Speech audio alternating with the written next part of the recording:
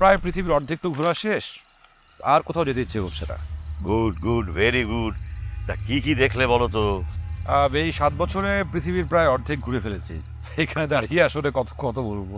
ওহো, তোমার কাছ থেকে তো তাহলে বিশ্ব ভ্রমণের গল্প শুনতে পারবো। তা কোন কোন দেশ ঘুরেছো বলো তো? প্রথমত গিয়েছিলাম ইংল্যান্ডে পড়াশোনা করতে, কিন্তু সেখানে যেহেতু পড়াশোনা একেবারে শিখাই উঠলো, মানে ওরা এক একটা বিল্ডিং ভাড়া নিয়ে ওই ইউনিভার্সিটি খুলে বসেছে।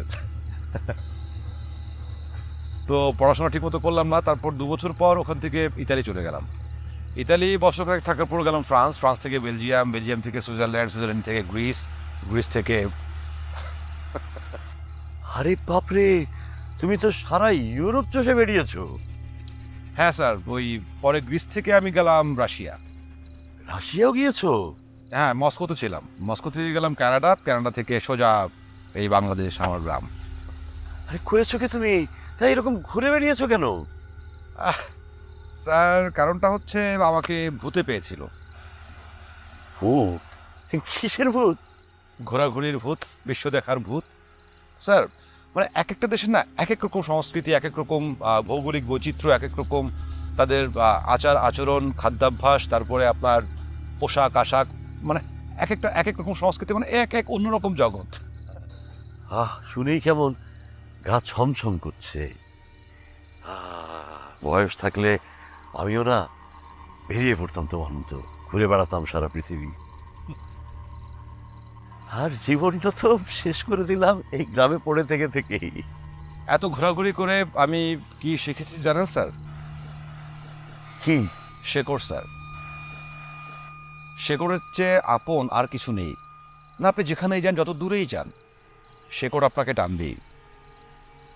আপনি যত দূরে যাবেন তত শেকড়ের প্রতি আপনার টান বাড়তেই থাকবে।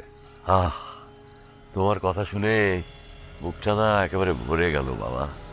স্যার আপনি বোধহয় একটা জিনিস খেয়াল করেননি। কি? আমার পা কিন্তু খালি।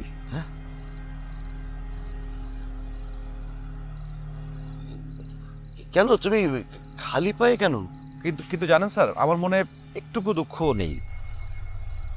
আমি আমার এই গ্রামের মাটি স্পর্শ করছি, আমার আত্মা শান্তিতে ভরে যাচ্ছে। অর্ধেক পৃথিবী ঘুরে আমি আবিষ্কার করেছি আমার এই গ্রামের চেয়ে, আমার এই দেশের চেয়ে অপরূপ আর কিছু নেই। এই ধুলো, খড়, ঘাস, জ্যোৎস্না, এসব ছেড়ে আমি যাব কোনখানে? সেখানে চিন্তার ব্যথা। ব্যথা কি? আজ রাতে আমি শুধু শান্তির আকাশ চেয়েছি যে। স্যার আমি আসি। ও হ্যাঁ হ্যাঁ হ্যাঁ, যাও যাও যাও, তুমি যাও। আসসালামু আলাইকুম স্যার। ওয়ালাইকুম সালাম। ওয়ালাইকুম সালাম। কতদিন সন্ধ্যার অন্ধকারে মিলিয়াছি আমরা দুজন, আকাশে প্রদীপ জেলে। তখন কাহারা যেন কার্তিকের মাঠ সাজিয়েছে। মাঠ থেকে গাজন, গানের ম্লান ধোঁয়াটে উচ্ছ্বাস ভেসে আসে।